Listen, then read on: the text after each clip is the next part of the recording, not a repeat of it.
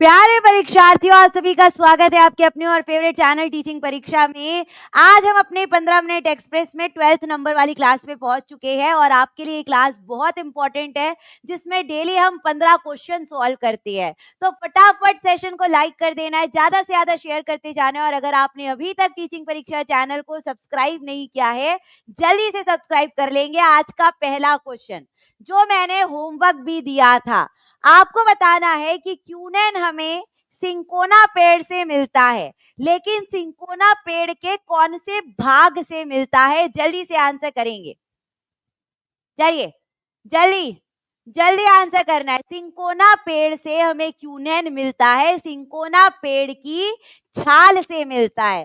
फिर इस छाल को क्या करते हैं, उसका पाउडर बनाते हैं, उसे गर्म पानी में उबाल कर पिया जाता है मलेरिया के उपचार के लिए।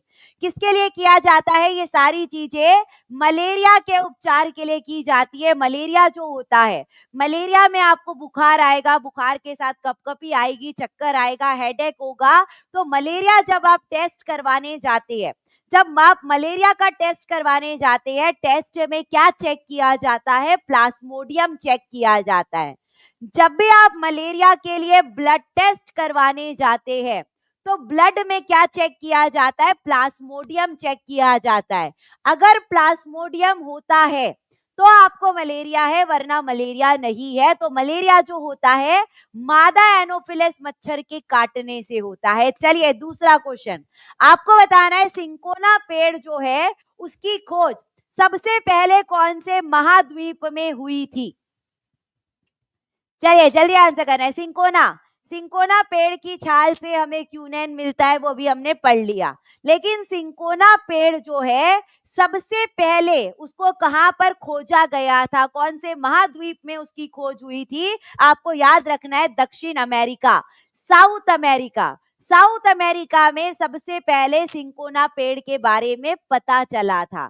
तो तीसरा क्वेश्चन आपको बताना है, सिंकोना पौधे की खेती भारत में कहां की जाती है?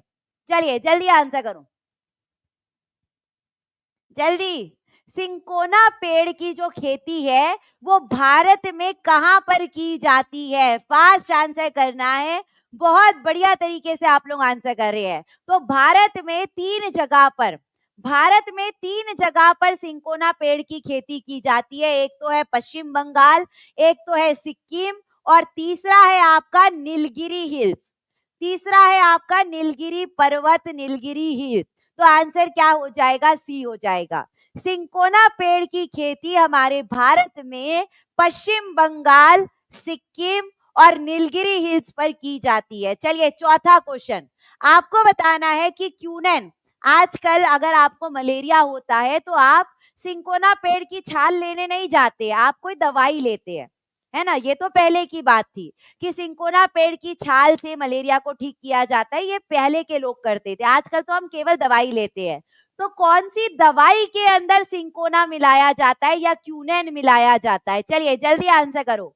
कौन सी मेडिसिन के अंदर क्यूनेन मिलाया जाता है मलेरिया के उपचार के लिए? वो है क्लोरोक्यूनेन, क्लोरोक्यूनिन या क्लोरोक्विन।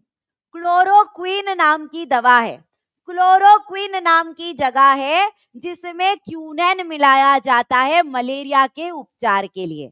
चलिए पांचवें नंबर का क्वेश्चन आपको बताना है, किस खिलाड़ी के सम्मान में हर साल 29 अगस्त को खेल दिवस मनाया जाता है? जल्दी आंसर करिए। यहाँ पर दो क्वेश्चन होंगे, यहाँ पर आपके दो क्वेश्चन तैयार होंगे कि खेल दिवस हर साल कब मनाया जाता है? 29 अगस्त को मनाया जाता है।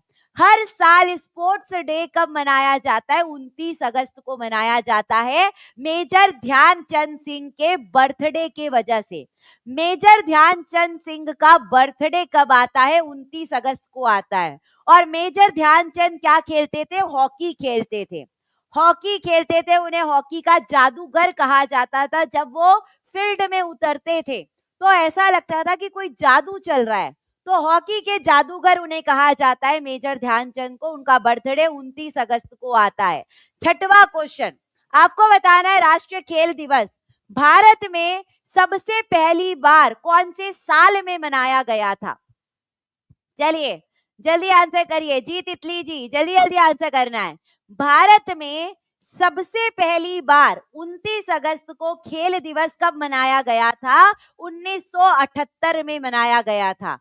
1978 में सबसे पहली बार हमारे भारत में खेल दिवस मनाया गया था। तो 7वां क्वेश्चन आपको बताना है कि मेजर ध्यानचंद को पद्म भूषण कौन से साल में दिया गया था?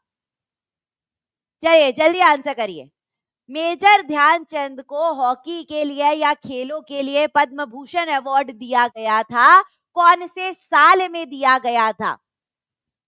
चलिए जल्दी जल्दी बताओ, कौन से साल में दिया गया था? 1956 में दिया गया था। 1956 में सबसे पहला पद्म भूषण मेजर ध्यानचंद जी को खेल के लिए दिया गया था। चलिए 8वां क्वेश्चन आपको बताना है कि राष्ट्रीय खेल दिवस के अवसर पर प्रमुख खेल पुरस्कार कौन कौन से दिए जाते हैं? चलिए जल्दी आंसर करो, जल्दी जल्दी आंसर करते जाना है। बहुत बढ़िया तरीके से आप लोग आंसर कर रहे हैं, बहुत बढ़िया तरीके से आप लोग आंसर कर रहे हैं। और जिन्होंने सेशन को लाइक नहीं किया है, लाइक और शेयर भी करते जाएंगे। आपको बताना है राष्ट्रीय खेल दिवस के अवसर पर कौन कौन से खेल पुरस्कार दिए जाते हैं। राजीव गांधी खेल रत्न भी दिया जाता है, अर्जुन पुरस्कार भी दिया जाता है, द्रोणाचार्य दिया जाता है कोच के लिए। द्रोणाचार्य अवार्ड कोच के लिए दिया जाता है, तो कोच मतलब खेल का ही हो गया। तो आंसर क्या हो जाएगा? उपयुक्त सभी, सभी के सभी खेल के लिए अवार्ड दिए जाते हैं। चलिए आगे 9th नंबर का क्वेश्चन आपको बताना है मेजर ध्यानचंद से प्रभावित होकर किस देश के तानाशाह ने उन्हें अपनी सेना में शामिल करने का प्रस्ताव दिया था? चलिए जल्दी आंसर करेंगे। मेजर ध्यानचंद सिंह इतना अच्छा खेलते थे कि उनके खेल से प्रभावित होकर एक तानाशाह ने उनको कहा था कि आप हमारी आर्मी को ज्वाइन कर लीजिए। वो थे एडोल्फ हिटलर। वो कौन थे? Adolf Hitler. और एडोल्फ हिटलर कहाँ के थे? जर्मनी के तानाशाह थे। तानाशाह कौन होते हैं? जो केवल अपनी मनमानी करते हैं, केवल अपनी मनमानी करते हैं। उनको प्रजा से कोई लेना देना नहीं था, वो सिर्फ अपनी चलाते थे, डिक्टेटर थे। तो एडोल्फ हिटलर ने उनके खेल को देखकर इतना इंप्रेस हो गए कि उन्होंने उनको कहा कि आप हमारी आर्मी में शामिल हो जाइए। ठीक है, चलिए आगे बढ़ते हैं। आगे बढ़ते हैं 10वें नंबर का क्वेश्चन आपको बताना है मेजर ध्यानचंद की आत्मकथा का नाम क्या है? मेजर ध्यानचंद ने जैसे खेल की शुरुआत करी थी उसके बारे में उन्होंने ऑटोबायोग्राफी उनकी लिखी गई थी, उसका नाम क्या था? तो मेजर ध्यानचंद की ऑटोबायोग्राफी का नाम क्या था? गोल। गोल, ठीक है। मेजर ध्यानचंद की ऑटोबायोग्राफी का नाम क्या था? उनकी आत्मकथा का नाम क्या था? गोल। कि जैसे हम हॉकी में गोल मारते हैं उसी तरीके से हमारे जीवन का भी कोई गोल होता है कि हमें क्या बनना है। जैसे कि आप लोगों का गोल है कि एक शिक्षक बनना, वैसे ही गोल के ऊपर अपने सक्सेस के ऊपर उन्होंने पूरी एक आत्मकथा वहां पर उनकी बताई गई है, गोल नाम की। चलिए 11वें नंबर का question, Dhyan Chand award, major Dhyan Chand award जो दिया जाता है कौन से उत्कृष्ट योगदान के लिए दिया जाता है? चलिए जल्दी आंसर करेंगे। मेजर ध्यानचंद पुरस्कार दिया जाता है वो कौन से क्षेत्र में उत्कृष्टता के लिए दिया जाता है? कि अगर आपका खेलों में आजीवन योगदान है, जो बचपन से बड़े होते तक खेल बहुत अच्छे से खेलता है, जिसने बहुत सारे पदक जीते हैं, जिसने बहुत अच्छा खेल खेला है, उसको ध्यानचंद अवार्ड दिया जाता है। तो खेलों में आजीवन योगदान के लिए ध्यानचंद अवार्ड दिया जाता है। 12वें नंबर का क्वेश्चन आपको बताना है किस वर्ष भारत सरकार ने मेजर ध्यानचंद खेल रत्न पुरस्कार का नामकरण किया? चलिए पहले क्या था? पहले क्या था? राजीव गांधी खेल रत्न अवार्ड था। पहले नाम क्या था? पहले नाम था राजीव गांधी खेल रत्न अवार्ड। उसको हटाकर मेजर ध्यानचंद उसका अवार्ड का नाम रख दिया गया। तो ये कौन से साल में रखा गया? 2021 में। कौन से साल में रखा गया था? 2021 में। पहले अवार्ड का नाम क्या था? राजीव गांधी खेल रत्न अवार्ड। उसको हटाकर मेजर ध्यानचंद खेल रत्न अवार्ड उसका नाम रख दिया गया 2021 में। ठीक है, क्लियर है?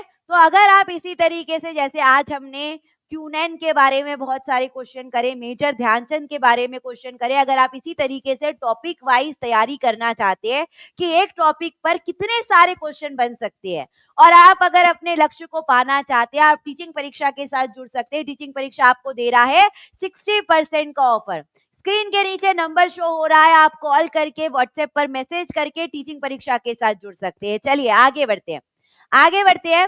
13 नंबर का क्वेश्चन, ट्रेन टिकट पर पीएनआर नंबर लिखा रहता है। आप सभी ने ट्रेन की यात्रा करी होगी।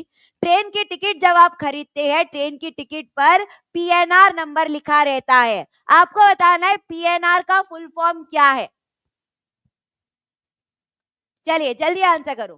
पीएनआर का फुल फॉर्म क्या है? Passenger name record. Passenger name record, यात्री का नाम रिकॉर्ड। जब आप ट्रेन के टिकट खरीदते हैं उसमें हमेशा पीएनआर नंबर लिखा ही रहेगा। पीएनआर का फुल फॉर्म क्या होता है? यात्री का नाम रिकॉर्ड, जिससे पता चलता है कि आपकी टिकट कंफर्म हुई है कि नहीं, आपको वेटिंग में रखा गया है, आपको आरएसी मिला है, जो भी चीजें हैं पीएनआर नंबर से पता चल जाती है। चलिए 14 नंबर का क्वेश्चन, कि ये जो पीएनआर नंबर है वो कितने अंकों का होता है। चलिए जल्दी से आंसर करो। जो ट्रेन की टिकट पर पीएनआर नंबर लिखा होता है वो कितने अंकों का होता है, कितने डिजिट्स का होता है? चलिए जल्दी आंसर करेंगे, जल्दी आंसर करना है। पीएनआर नंबर जो होता है 10 अंकों का होता है, 10 डिजिट का होता है। तो अगर आज आप चेक कर सकते होंगे तो एक बार चेक कर लेना, ट्रेन की टिकट देखना, ट्रेन के टिकट में चेक करना अगर पुरानी रखी होगी। और आजकल तो ऑनलाइन बुक करते हैं, आजकल टिकट्स अगर कौन ही खरीदता है, तो उसमें आप अगर चेक करेंगे 10 अंकों की पीएनआर नंबर रहता है। ठीक है। 15 नंबर का क्वेश्चन आपको बताना है कि भारतीय रेलवे में पीएनआर नंबर कहां पर संग्रहित किया जाता है, पीएनआर नंबर कहां पर स्टोर होता है। चलिए जल्दी बताओ। हमारा जो इंडियन रेलवे है, जो इंडियन रेलवे है, भारतीय रेलवे है, उसमें पीएनआर नंबर को जो स्टोर किया जाता है, जितने भी यात्री है उसके पीएनआर नंबर रहते हैं, वो कहां पर स्टोर किया जाता है? जल्दी से आंसर करके बता देना है, जल्दी बताओ कहां पर किया जाता है? क्रिस में किया जाता है। कहां पर किया जाता है? क्रिस में किया जाता है, centre for railway information system, railway सूचना प्रणाली केंद्र में किया जाता है। सारे पीएनआर नंबर की पूरी सूची रहती है, पूरा डेटाबेस रहता है। ठीक है, तो क्रिस में किया जाता है, ये याद रखिएगा। क्या क्या पढ़ा? जब आप ट्रेन की टिकट बुक करते हैं उसमें हमेशा पीएनआर नंबर रहेगा, पैसेंजर नेम रिकॉर्ड रहेगा, 10 अंकों का रहता है। और ये कहां पर स्टोर करते हैं? क्रिस में स्टोर करते हैं। ठीक है। चलिए यह आपके लिए होमवर्क क्वेश्चन है, ये आपके लिए होमवर्क क्वेश्चन है। इसका आंसर आपको कमेंट बॉक्स में जरूर करके बता देना है। आपको क्लास कैसी लगी आप कमेंट बॉक्स में करके बताएंगे। और आपके लिए एक गुड न्यूज है, आपके लिए गुड न्यूज है। और अच्छे से अगर आप ईवीएस की तैयारी करना चाहते हैं, आप मंडे से हमारी केवीएस की क्लास चालू हो रही है, केवीएस ईवीएस की क्लास चालू हो रही है। और जिसमें आपको ऐसे क्वेश्चन मिलेंगे, ऐसे लेवल के क्वेश्चन मिलेंगे जो आपको बीपीएससी में बहुत मदद मिलने वाली है। तो मंडे से 3 बजे आप ये वाली क्लास में भी जुड़ सकते हैं, जो आपके बीपीएससी के लिए भी इंपॉर्टेंट है। और जहां पर भी आप ईवीएस की तैयारी करेंगे, ये क्लास आपके लिए इंपॉर्टेंट रहेगी। तो ये वाली क्लास में भी जाकर जल्दी जल्दी से लाइक और शेयर कर देना है। जितने बच्चे बीपीएससी की और केवीएस की तैयारी कर रहे हैं, वहां तक ये आपको पहुंचाना है। और आज की क्लास को भी लाइक और शेयर कर देना है। और अगर आपने अभी तक टीचिंग परीक्षा चैनल को सब्सक्राइब नहीं किया है, जल्दी से सब्सक्राइब कर लेंगे। तो मंडे को 3 बजे ये वाली क्लास से जुड़ना ना भूले, और जरूर इस क्लास में आइए और क्वेश्चन का लेवल चेक करिए, आपको बहुत मदद मिलेगी आपके ईवीएस के लिए। ठीक है, तो मिलते हैं मंडे को। तब तक के लिए आप सभी को thank you, bye, take care and all the best.